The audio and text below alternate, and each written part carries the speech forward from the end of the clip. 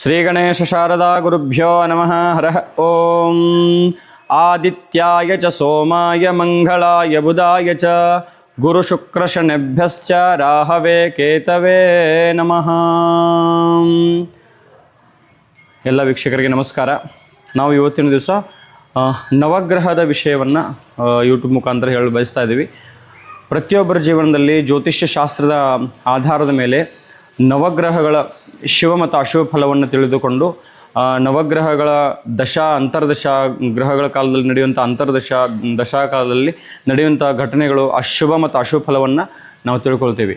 ಆ ತಿಳ್ಕೊಂಡ ನಂತರ ಯಾವ ಗ್ರಹ ಅಶುಭ ಫಲವನ್ನು ಕೊಡುತ್ತಿರುತ್ತೋ ಅಥವಾ ಯಾವ ಗ್ರಹ ನೀಚ ಅಸ್ತಂಗತನಾಗಿರುತ್ತೋ ಅಂಥ ಗ್ರಹಗಳಿಂದ ನಮ್ಗೆ ಸಮಸ್ಯೆಗಳು ಉಂಟಾಗುತ್ತೆ ಅಥವಾ ಆ ಅಪಘಾತಗಳು ಅವಘಡಗಳು ಘಟಿಸ್ತಾ ಇರುತ್ತೆ. ಅದಕ್ಕೋಸ್ಕರ ನಾವು ನವಗ್ರಹ ಆರಾಧನೆ ಅಥವಾ ನವಗ್ರಹ ಪೂಜೆ ವಿಧಿ, ಯಾವ ಮಂತ್ರದ ಮುಖಾಂತರ ನವಗ್ರಹ ಪೂಜೆಯನ್ನು ಮಾಡಬೇಕು, ನವಗ್ರಹ ಆರಾಧನೆಯನ್ನು ಮಾಡಬೇಕು, ಜಪವನ್ನು ಮಾಡಬೇಕು, ಹಾಗೂ ಯಾವ ಗ್ರಹದಿಂದ ಏನೇನು ಫಲಗಳನ್ನು ನಾವು ಪಡ್ಕೊಳ್ಳಿಕ್ಕೆ ಸಾಧ್ಯ ಆಗುತ್ತೆ ಅಂತ ಈ ವಿಡಿಯೋ ಮುಖಾಂತರ ನಾವು ತೋರಿಸಲು ಬಯಸ್ತಾ ಇದ್ವಿ.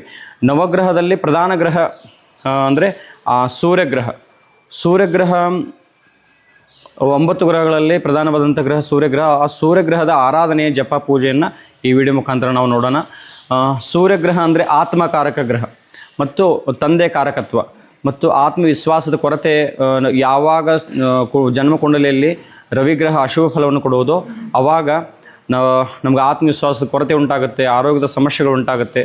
ಅಂಥ ಸಮಯದಲ್ಲಿ ನಾವು ಸೂರ್ಯಗ್ರಹದ ಜಪ ಮಾಡೋದರಿಂದ, ಪೂಜೆ ಮಾಡೋದರಿಂದ ಅಥವಾ ಸೂರ್ಯೋದಯ ಸಮಯದಲ್ಲಿ ಅರ್ಘ್ಯ ಕೊಡೋದರಿಂದ, ಸೂರ್ಯಗ್ರಹದ ಧಾನ್ಯ ಗೋಧಿ ಅಥವಾ ಕೆಂಪು ಬಟ್ಟೆಯನ್ನು ದಾನ ಮಾಡೋದರಿಂದ ಅಥವಾ ಹಿರಿಯರ ಸೇವೆ ಮಾಡೋದರಿಂದ ನಾವು ರವಿಗ್ರಹದ ಶುಭ ಫಲವನ್ನು, ಸೂರ್ಯಗ್ರಹದ ಶುಭ ಫಲವನ್ನು ನಾವು ಪಡ್ಕೊಳ್ಳಲಿಕ್ಕೆ ಸಾಧ್ಯವಾಗುತ್ತೆ.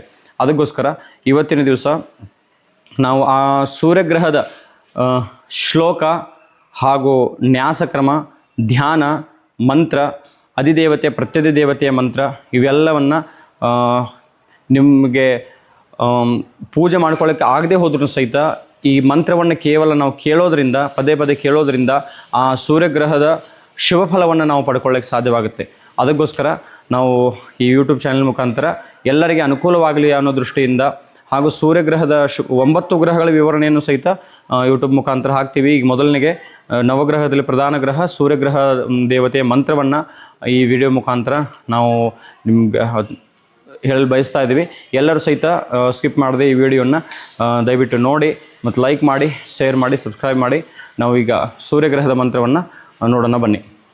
ಯಾವುದೇ ಒಂದು ಪೂಜೆ ಮಾಡೋಕ್ಕಿಂತ ಮುಂಚೆ ಆಚಮ್ಯ ಮತ್ತು ಪ್ರಾಣಾಯಾಮಗಳನ್ನು ಮಾಡಿ ಸಂಕಲ್ಪವನ್ನು ಮಾಡಿಕೊಳ್ಬೇಕು. ನವಗ್ರಹ ಪೂಜೆಗೆ ಮುಂಚೆ ನಾವು ಎಡಗೈಯಲ್ಲಿ ಅಕ್ಷತೆ ಮತ್ತು ನೀರನ್ನು ತಗೊಂಡು ಯಾವ ಕಾರ್ಯಾರ್ಥವಾಗಿ ನಾವು ಪೂಜೆಯನ್ನು ಮಾಡಬೇಕು ಅಂದ್ಕೊಂಡಿದ್ದೀವಿ ಅದನ್ನು ಸಂಕಲ್ಪವನ್ನು ಮಾಡಿಕೊಂಡು ನವಗ್ರಹಗಳ ನಮಗೆ ಶುಭ ಫಲವನ್ನು ಕೊಡಲಿ ಅನ್ನೋ ದೃಷ್ಟಿಯಿಂದ ಈ ಜಪವನ್ನು, ಪೂಜೆಯನ್ನು, ಸ್ತೋತ್ರವನ್ನು, ಪಠಣೆಯನ್ನು ಮಾಡ್ತಾ ಇದ್ದೀನಿ ಅಂತ ನಾವು ಹೇಳಿ ಆನಂತರ ನಾವು ಆ ಮಂತ್ರವನ್ನು, ಪೂಜಾ ವಿಧಿಯನ್ನು ಆರಂಭ ಮಾಡಿಕೊಳ್ಬೇಕು. ನೀವು ಈ ವಿಡಿಯೋ ಮುಖಾಂತರ ನೀವು ಕೇಳೋದು ಆಗ್ಬೋದು ಅಥವಾ ಸೂರ್ಯನಿಗೆ ಅರ್ಘ್ಯ ಕೊಡೋ ಮುಂದೆ ಈ ಮಂತ್ರವನ್ನು ಹೇಳ್ಬೋದು. ಮತ್ತು ಯಾವುದೇ ರೀತಿ ಸೂರ್ಯಗ್ರಹದ ಅಶುಭ ಫಲವನ್ನು, ಶುಭ ಫಲವನ್ನು ಉಂಟು ಮಾಡಿಕೊಳ್ಳೋ ಸಲುವಾಗಿಯೂ ಸಹಿತ ಈ ಮಂತ್ರವನ್ನು ನಾವು ಪಠಣೆಯನ್ನು ಮಾಡ್ಕೊಳ್ಬೋದು. ಬನ್ನಿ ನಾವೀಗ ಆ ಸೂರ್ಯಗ್ರಹದ ಮಂತ್ರವನ್ನು ಸಂಪೂರ್ಣವಾಗಿ ಈ ವಿಡಿಯೋ ಮುಖಾಂತರ ಕೇಳೋಣ. ಓಂ ಅತ ಸೂರ್ಯಗ್ರಹ ವಾಹನಂ ಜಪ ಕುಸುಮ ಸಂಕಾಶಂ ಕಾಶ್ಯಪೇಯಂ ಮಹಾದ್ವಿತಿಂ ತಮೋರಿಂ ಸರ್ವ ಪಾಪಗ್ನಿಂ ಪ್ರಣತೋಸ್ಮಿ ದಿವಾಕರಂ ಸೂರ್ಯಾರಿಷ್ಟೇತು ಸಂಪ್ರಾಪ್ತೆ ಸೂರ್ಯಪೂಜಾಂ ಚಕಾರಯೇತ್ ಸೂರ್ಯಧ್ಯಾನಂ ಪ್ರವಕ್ಷ್ಯಾಮಿ ಮಮ ಆತ್ಮಪೀಡೋಪಶಾಂತಯೇ. ಈ ರೀತಿ ಈ ಶ್ಲೋಕವನ್ನು ಹೇಳಿ ಪ್ರತಿಯೊಬ್ಬರು ಸಹಿತ ಓಂ ಸೂರ್ಯಾಯ ನಮಃ ಮಮ ಆತ್ಮಪೀಡೋಪಶಾಂತೆ ಅಂತಲೂ ಹೇಳ್ಬೋದು, ಅಥವಾ ಈ ಪೂರ್ತಿ ಶ್ಲೋಕವನ್ನು ಹೇಳಿ ಸಹಿತ ನಾವು ಪೂಜೆಯನ್ನು ಮಾಡ್ಬೋದು. ಈಗ ಬನ್ನಿ. ಆಸತ್ತೇನೆ ತಸ್ಯ ಮಂತ್ರಸ್ಯ ಹಿರಣ್ಯಸ್ತು ಪರುಷಿಃ ಶಿರಸಿ ಸೂರ್ಯೋ ದೇವತಾ ಮುಖೇ ತ್ರಿಷ್ಟುಪ್ ಛಂದಃ ಹೃದಯೇ ಯಜಮಾನಸ್ಯ ಸರ್ವರೋಗಪರಿಹಾರದ್ವಾರ ಸೂರ್ಯದೇವತಾಮುದ್ದಿಶ್ಯ ಸೂರ್ಯಗ್ರಹದೇವತಾ ಪ್ರೀತ್ಯರ್ಥಂ ತತ್ಪ್ರಸಾದಸಿದ್ಧರ್ಥಂ ಚ ಸೂರ್ಯಗ್ರಹಾರಾಧನೆ ಜಪೆ ವಿನಿಯೋಗಃ. ಶ್ಲೋಕ ಆದ ನಂತರ ನಾವು ನ್ಯಾಸ ಕ್ರಿಯೆಯನ್ನು ಮಾಡಬೇಕು. ನ್ಯಾಸವನ್ನು ಯಾವ ರೀತಿ ಮಾಡಬೇಕು ಅನ್ನೋದನ್ನು ನಾವು ಈ ಸ್ಕ್ರೀನ್ ಮೇಲೆ ತೋರಿಸ್ತೀವಿ. ಈ ರೀತಿ ನ್ಯಾಸವನ್ನು ಮಾಡ್ತಾ ಆ ಮಂತ್ರೋಚ್ಚಾರಣೆಯನ್ನು ಮಾಡಿ ನ್ಯಾಸವನ್ನು ಮಾಡಬೇಕು. ಆನಂತರ ಧ್ಯಾನವನ್ನು ಮಾಡ್ಕೊಳ್ಬೇಕು. ಬನ್ನಿ ನಾವೀಗ ನ್ಯಾಸವನ್ನು ಯಾವ ರೀತಿ ಮಾಡೋದಂತ ಮಂತ್ರ ಹೇಳ್ತಾ ನಾವು ನ್ಯಾಸವನ್ನು ಮಾಡ್ತೀವಿ ನೋಡಿ. ಓಂ ಆಸತ್ತೇನ ರಜಸಾ ಅಂಗುಷ್ಟಾಭ್ಯಾಂ ನಮಃ ವರ್ತಮಾನೋ ನಿವೇಶಯಂತರ್ಜನೀಭ್ಯಾಂ ನಮಃ ಅಮೃತಮರ್ತಂ ಚ ಮಧ್ಯಮಾಭ್ಯಾಂ ನಮಃ ಹಿರಣ್ಯೇನ ಸವಿತಾರತೇನ ಅನಾಮಿಕಾಭ್ಯಾಂ ನಮಃ ಆದೇವಯಾತೆ ಕನಿಷ್ಠಿಕಾಭ್ಯಾಂ ನಮಃ ಭುವನಾಯುಪಶ್ಯನ್ ಕರತಲಕರಪೃಷ್ಠಾಭ್ಯಾಂ ನಮಃ ಆಸತ್ತೇನ ರಜಸಾ ಹೃದಯಾಯ ನಮಃ ವರ್ತಮಾನೋ ನಿವೇಶಯನ್ ಶಿರಸೆ ಸ್ವಾಹ ಅಮೃತಮರ್ಚಂ ಚ ಶಿಖಾಯೈ ವಷಟಾಂ ಹಿರಣ್ಯೇನ ಸವಿತಾರತೇನ ಕವಚಾಯಹುಂ ಆದೇವಯಾತೆ ನೇತ್ರತ್ರಯಾಯ ವೌಷಟಾಂ ಭುವನಾಯುಪಶ್ಯನ್ ಅಸ್ತ್ರಾಯ ಭಟ ಓಂ ಭೂರ್ಭುವಸ್ಸುವರೋಮಿತಿ ದಿಗ್ಬಂಧಃ ಧ್ಯಾನಂ. ಈ ರೀತಿ ಹೇಳಿ ನ್ಯಾಸವನ್ನು ಮಾಡಿ ಸೂರ್ಯಗ್ರಹದ ಧ್ಯಾನ. ಓಂ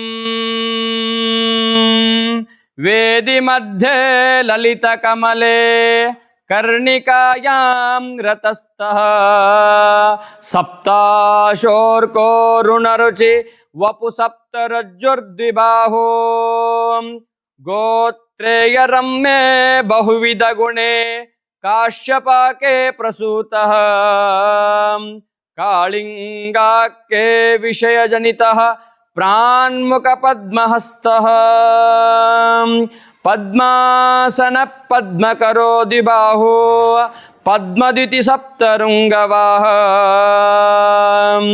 ದಿವಾಕರೋ ಲೋಕಗುರು ಕಿರೀಟಿಮಯಿಂ ಪ್ರಸದಾಂ ವಿದದಾತು ದೇವಃ. ಈ ರೀತಿ ಧ್ಯಾನ ಮಂತ್ರವನ್ನು ಹೇಳಿ ಧ್ಯಾನವನ್ನು ಮಾಡಿಕೊಂಡು ಆನಂತರ ದೇವತೆ ಅಧಿದೇವತೆ ಪ್ರತ್ಯಧಿದೇವತೆ ಮಂತ್ರವನ್ನು ನಾವು ಪಠನೆಯನ್ನು ಮಾಡಿ ಪೂಜೆಯನ್ನು ಮಾಡ್ಕೊಳ್ಬೇಕು. ಬನ್ನಿ ನಾವು ಈಗ ದೇವತೆ ಅಧಿದೇವತೆ ಪ್ರತ್ಯದೇವತೆ ಮಂತ್ರವನ್ನು ಕೇಳೋಣ. ಓಂ ಆಸತ್ತೇನ ರಜಸಾ ವರ್ತಮಾನೋ ನಿವೇಶಯನ್ಮೃತಂ ಮರ್ತ್ಯಂ ಚ ಹಿರಣ್ಯೇನ ಸವಿತಾರತೇನ ಆದೇವೋ ಯಾತಿ ಭುವನ ವಿಪಶ್ಯನ್. ಇದು ಅಧಿದೇವತೆ ಮಂತ್ರ. ಇದನ್ನು ಹೇಳಿ ನಾವು ಸ್ವಾಹಾಕಾರನು ಸಹಿತ ಕೊಡ್ಬೋದು. ಅದು ಪ್ರತ್ಯಧಿ ದೇವತೆ ಮಂತ್ರ. ಅಗ್ನಿಂ ಧೂತಂ ಋಣೀಮಹೇ ಹೋತಾರಂ ವಿಶ್ವವೇದಸಂ ಅಸ್ಯ ಯಜ್ಞಸ್ಯ ಸುಕೃತಂ.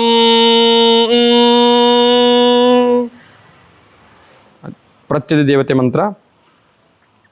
ಕದ್ರುದ್ರಾಯ ಪ್ರಚೇತಸೆ ಮೇಢುಷ್ಟಮಾಯ ತವ್ಯಸೆ ವೇಚೇಮಶಂತಮಗುಂ ಹೃದಯ. ಈ ರೀತಿ ಮಂತ್ರ ಆದ ನಂತರ ಯಜಮಾನರ ಕಡೆಯಿಂದ ಈ ಮಂತ್ರವನ್ನು ಹೇಳಿಸ್ಬೋದು ಅಥವಾ ಹೇಳ್ಬೋದು. ಸೂರ್ಯಂ ಸಾಂಘಂ ಸಾಯುಧಂ ಸವಾಹನಂ ಸಶಕ್ತಿಂ ಪತ್ನಿ ಪುತ್ರ ಪರಿವಾರ ಸಮೇತ ಸರ್ವಾಲಂಕಾರ ಭೂಷಿತ ಅಧಿದೇವತಾ ಪ್ರತ್ಯಧಿದೇವತಾ ಸಹಿತ ಮಧ್ಯೆ ಗೋಧೂಮಧಾನ್ಯಸೋಪರಿ ಭಗವಂತಂ. ಓಂ ಭೂಃ ಸೂರ್ಯಗ್ರಹಮಾವಾಹಯಾಮಿ. ಓಂ ಭುವಃ ಸೂರ್ಯಗ್ರಹಮಾವಾಹಯಾಮಿ. ಓಂ ಸುವಃ ಸೂರ್ಯಗ್ರಹಮಾವಾಹಯಾಮಿ. ಓಂ ಭೂರ್ಭುವಸ್ಸುವಃ ಸೂರ್ಯಗ್ರಹಮಾವಾಹಯಾಮಿ. ಸ್ಥಾಪಯಾಮಿ ಪೂಜಯಾಮಿ. ಈ ರೀತಿ ಮಂತ್ರವನ್ನು ಹೇಳಿ ಧ್ಯಾನ ಆವಾಹನೆಯನ್ನು ಮಾಡಿ ಆ ನಂತರ ಪೂಜೆಯನ್ನು ಮಾಡಬೇಕು. ವಿಭೂತಿ ಅರಿಶಿನ ಕುಂಕುಮ ಅಕ್ಷತೆ ಹೂವು ಪತ್ರಿ ಧೂಪ ದೀಪ ನೈವೇದ್ಯ ದಕ್ಷಿಣೆಯನ್ನು ತಾಂಬೂಲವನ್ನು ಸಮರ್ಪಣೆಯನ್ನು ಮಾಡಿ ಪ್ರದಕ್ಷಿಣೆಯನ್ನು ಮಾಡಿ ಸೂರ್ಯದೇವನಿಗೆ ಈ ಮಂತ್ರವನ್ನು ಹೇಳ್ತಾ ನಮಸ್ಕಾರವನ್ನು ಮಾಡೋದರಿಂದ ಸೂರ್ಯಗ್ರಹದ ಅಶುಭ ಫಲವನ್ನು ಪಡ್ಕೊಳ್ಬೋದು. ಇಷ್ಟೆಲ್ಲ ಹೇಳಲಿಕ್ಕೆ ಆಗದೆ ಹೋದ್ರೂ ಸಹಿತ ಓಂ ಸೂರ್ಯಾಯ ನಮಃ ಮಮ ಆತ್ಮಪೀಡೋಪ ಶಾಂತಯೇ ಅಂತ ಸೂರ್ಯನ ಮಂತ್ರವನ್ನು ಹೇಳಿ ಪ್ರತಿದಿನ ಸೂರ್ಯ ನಮಸ್ಕಾರ ಮಾಡೋದರಿಂದ ಹಲವಾರು ನಮ್ಮಲ್ಲಿ ಬದಲಾವಣೆಗಳನ್ನ ಆಗ್ತವೆ. ಅದಕ್ಕೋಸ್ಕರ ಎಲ್ಲರೂ ಸಹಿತ ಯಾರು ಜನ್ಮಕುಂಡಲಿಯಲ್ಲಿ ಸೂರ್ಯಗ್ರಹದ ಅಶುಭ ಫಲವನ್ನು ಕೊಡ್ತಾ ಇದ್ದರೆ ಈ ಮಂತ್ರವನ್ನು ಕೇಳಿ ಪೂಜೆಯನ್ನು ದಾನವನ್ನು ಜಪವನ್ನು ಮಾಡೋದರಿಂದ ಹಲವಾರು ಬದಲಾವಣೆಗಳಾಗುತ್ತವೆ. ಇನ್ನಷ್ಟು ಹೆಚ್ಚಿನ ಮಾಹಿತಿಗಾಗಿ ನಮ್ಮ ಯೂಟ್ಯೂಬ್ ಚಾನಲ್ನ ಸಬ್ಸ್ಕ್ರೈಬ್ ಮಾಡಿ, ಲೈಕ್ ಮಾಡಿ, ಶೇರ್ ಮಾಡಿ. ಎಲ್ಲರಿಗೆ ಧನ್ಯವಾದ. ಶುಭಮಸ್ತು. ನಮಸ್ಕಾರ.